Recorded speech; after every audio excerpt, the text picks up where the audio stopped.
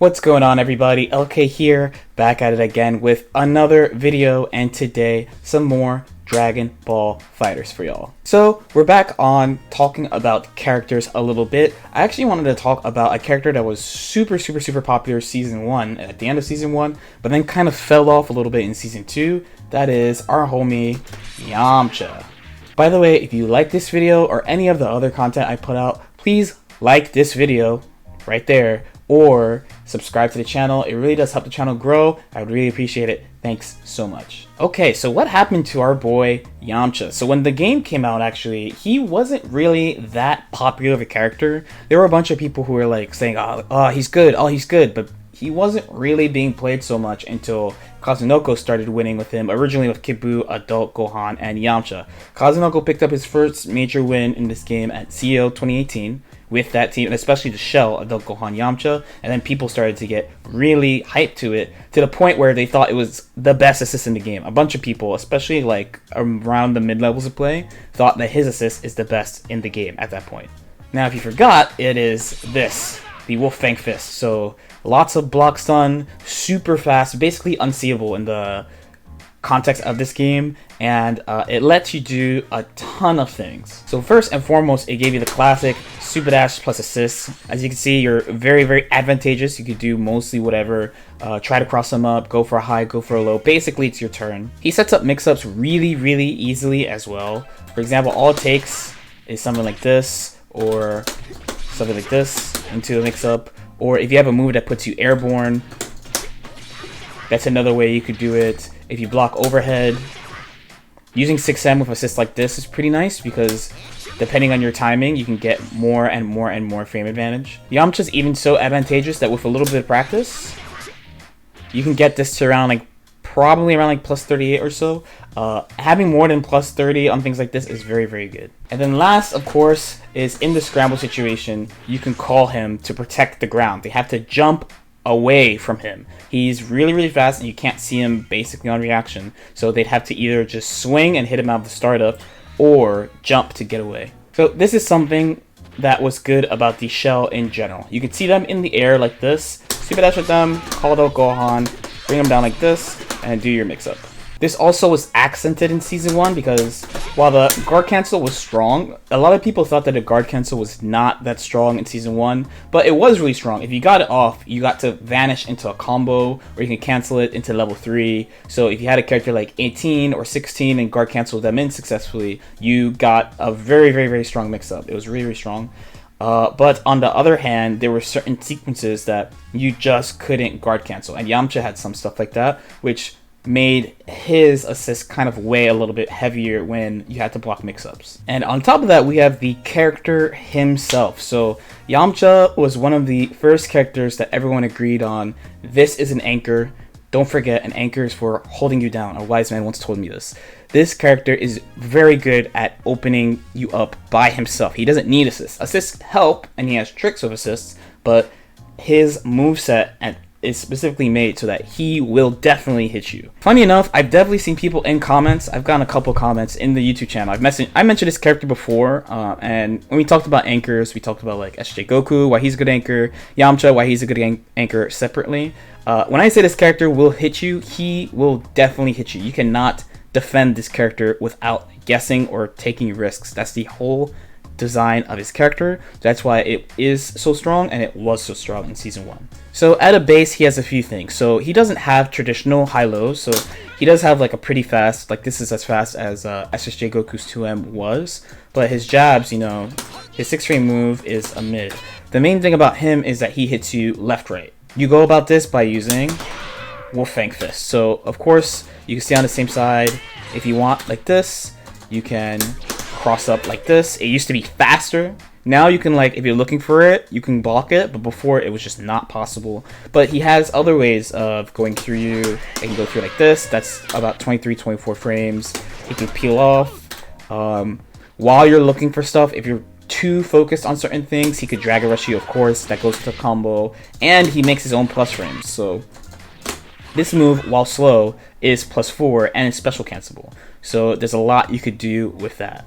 He also, if you're respecting a lot, he has a lot of tricky little things he can do. So he has a good easy same side of the dive kick. If you're trying to follow him too fast, it's like a faster same side super dash.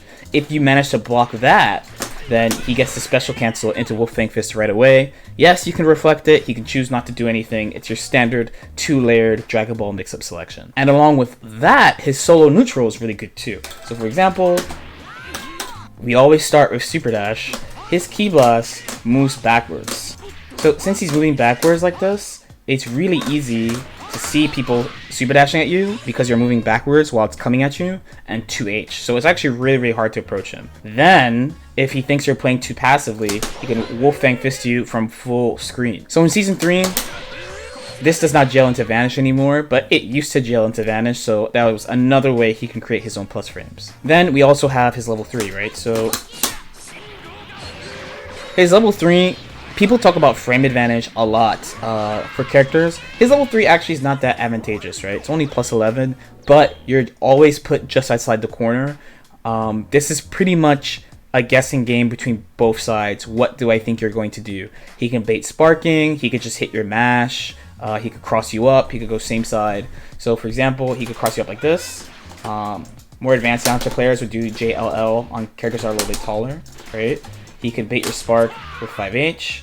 He could stay same side with dive kick. He could Dragon Rush you right away. He could meaty you with a jab. There's a lot of ways he could hit you. There's a lot of ways that you can defend against it too, but again, it's a guess. And if he's right, then he gets another combo. Speaking about Season 1 as well, he has level 1 into level 3. Basically, no character has this really anymore. Everyone does this a different way. But after Season 1, they mostly took this away from characters unless they specifically wanted characters to have it. So this is like your Bardock's and your Beerus, your, of course, Yamcha as well. So all that being said, what happened to the character? Season 2 happened. So Season 2 is partly system mechanics that affect him, but also what people ended up playing long term. So one is guard cancel. In Season 1, there was way more ways to beat guard cancels. In Season 2, it was much easier to guard cancel out of stuff. This took away one of Yamcha's biggest benefits. While he gives you mix-ups, he also, most of the time, would hit the opponent's guard cancel if they didn't guard cancel perfectly. And there were some things that you just couldn't guard cancel out of.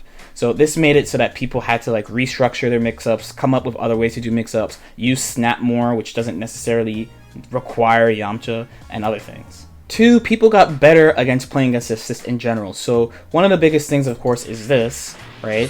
And a lot of people would play Yamcha, but the core of the original Kazunoko team is that he had 1 assist to bring you to the ground and then Yamcha. So if he saw you on the ground, he would just call Yamcha. If he saw you in the air, he would call Gohan and then call Yamcha, right? So we found more people doing things like this. The very small secret rule that if you block a move in the air, even if you use all your air options, aka both your jumps, you already air dash, stuff like that, then you get 1 air option back, which would avoid the super dash Yamcha. A lot of teams ended up being built where like people would play like their favorite character, then some second character, let's make one up, like let's say Frieza, and then Yamcha at the end, and then they would still try to play it like it was a DP assist Yamcha shell, which just doesn't work as well. So last but not least is the appearance of the double beam, right? There are a couple other shells that did really well in Season 2 as well. Another prevalent one was the Bardock SSJ Goku assist, SSJ Goku in general, but this double beam and SSJ Goku in general really was like the last point, because the thing about Yamcha's assist is that it doesn't go full screen. It is very large, and it is really good in the spots we described at the beginning of the video, but it does not give you that full screen control. You have to get over there. Once you get over there, it's fine. You can do all the things that he's good at, but meanwhile, this guy gets to do this, or he gets to do kick and have the beam behind and be right next to you. So the neutral was way more flexible. You could approach from full screen in a safer fashion. The Yamcha assist helps when you get close, but you basically have to take a risk to get next to them. So then we saw just less people using Yamcha. There are definitely still examples of people who used Yamcha and people who are still using Yamcha. but we just saw way less of him in season 2 than season 1. Okay, and that's it. I really wanted to talk about this character for a while. I played him for like a good 6 months in season 2. I think he's really strong and really fun character. He does a lot of things that I like.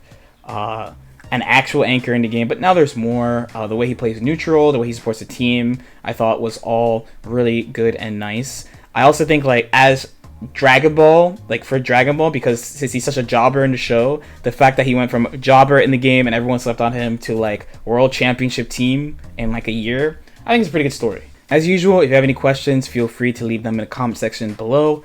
Like and subscribe if you feel like it, and I'll see you next time. Peace out.